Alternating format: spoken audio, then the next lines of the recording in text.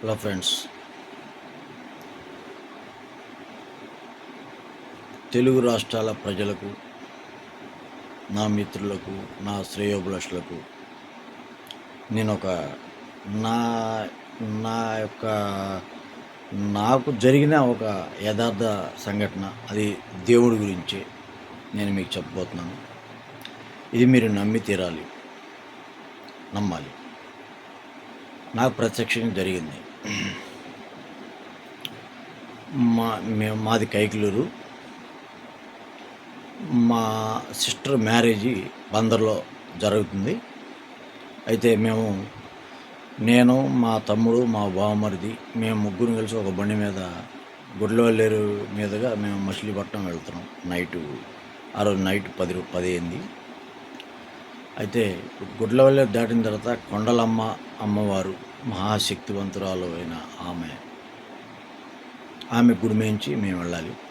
అయితే మేము వెళ్తూ అక్కడ ఆగి అమ్మవారికి నమస్కారం చేసుకుందామని చెప్పేసి మేము అక్కడ ఆగటం జరిగింది. ఇది జరిగి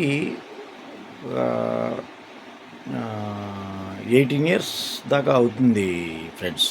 అయితే మేము అక్కడ ఆగి దండం పెట్టుకుని వెళ్దాం అనుకున్నాము అమ్మవారికి. అయితే ఇది నేను చెప్పొచ్చో లేదో నాకు తెలియదు, కానీ బస్సు అంతా భగవంతుడు, ఆమె దయ. ఆమె ఎలా తీసుకున్నా నాకు అభ్యంతరం లేదు. కానీ ఆమె అక్కడ ఉన్నారు, ఆమె సత్యవంతురాలని చెప్పటం కోసమే నేను ఇదంతా చెప్తున్నాను. ఆ కొండలమ్మ తల్లి అంటే నాకు చాలా భక్తి. ఆమె అంటే నాకు చాలా, నేను ఇంకా ఎలా చెప్పాలో నాకు తెలియట్లేదు.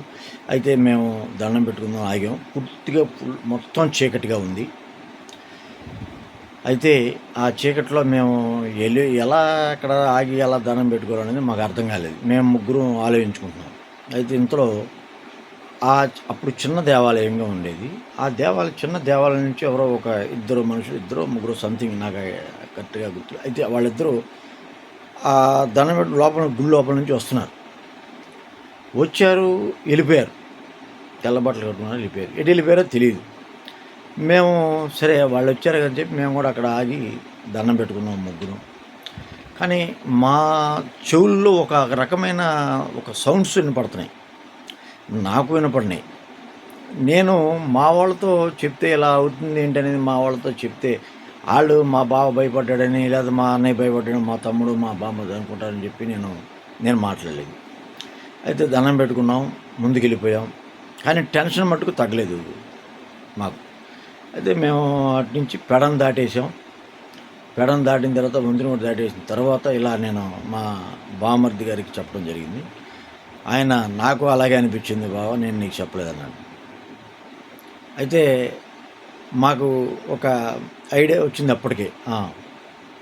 మనకి అక్కడ దండం పెట్టుకోవడానికి మీరు ఇలా వెళ్ళండ్రా అని చెప్పేసి మనకి అమ్మవారే మనకు అక్కడ దారి చూపించిందని మేము ఒక ఐడియాకి వచ్చాం. అమ్మ తల్లి మంచిదమ్మ అని. సరే మేము బందర్ వెళ్ళిపోయాం.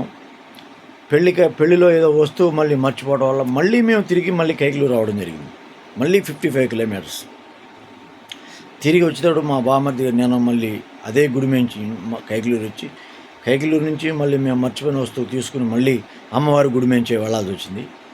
అయితే ఆ గుడి దగ్గర ఆగి కొబ్బరికాయలు కొట్టి మేము ప్రశాంతంగా మా బందర్ చేరుకున్నాం. కానీ ఆ రోజు నా మనసులో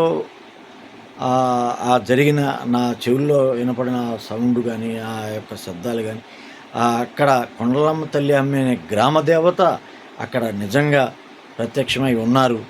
మన ప్రజలు మన కోరికలు నెరవేర్చి మన యొక్క కష్ట సుఖాలని ఆమె ప్రారద్రోలుతూ ఆమె అక్కడ వెలసి ప్రజల్ని కాపాడుతూ ఉంటుందని నేనైతే గట్టిగా నమ్ముతున్నాను బాస్. మీరు నమ్మాలి.